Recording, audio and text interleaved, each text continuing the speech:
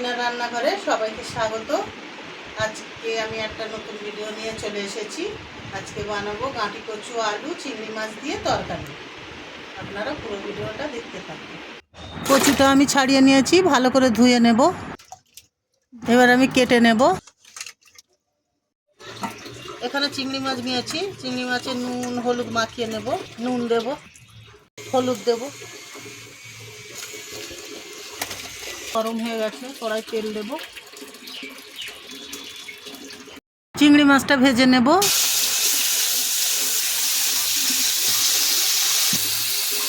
চিংড়ি মাছ লাল লাল করে ভেজে নিয়েছি, এবার তুলে নেব।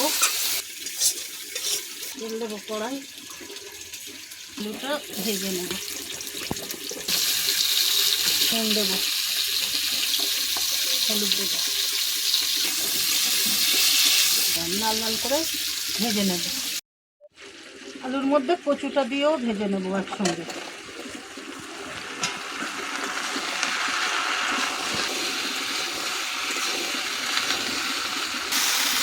লাল লাল করে ভেজে নেব।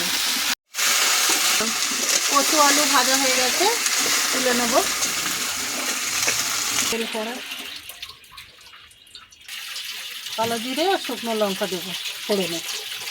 পেঁয়াজ কুচি, পেঁয়াজটা লাল লাল করে ভেজে নেব। দিয়ে দেবো আদা রসুন বাটা,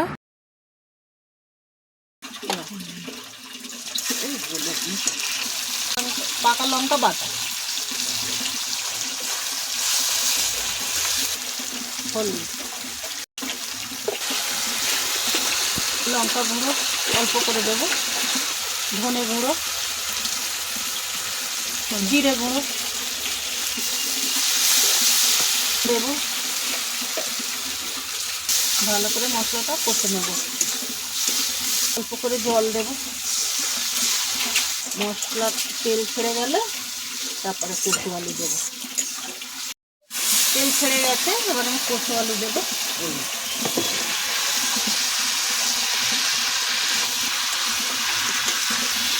চিংড়ি মাছটা দিয়ে দেবো। অল্প একটু জল দেবো,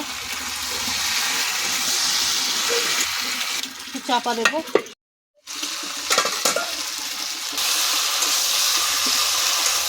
করে কষে নিয়েছি, এবারে জল দেবো।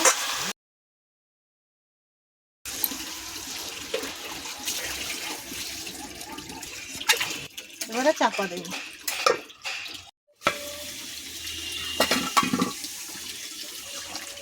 হয়ে গেছে, কচু আলু চিংড়ি মাছের তরকারি হয়ে গেছে, নামিয়ে নেব।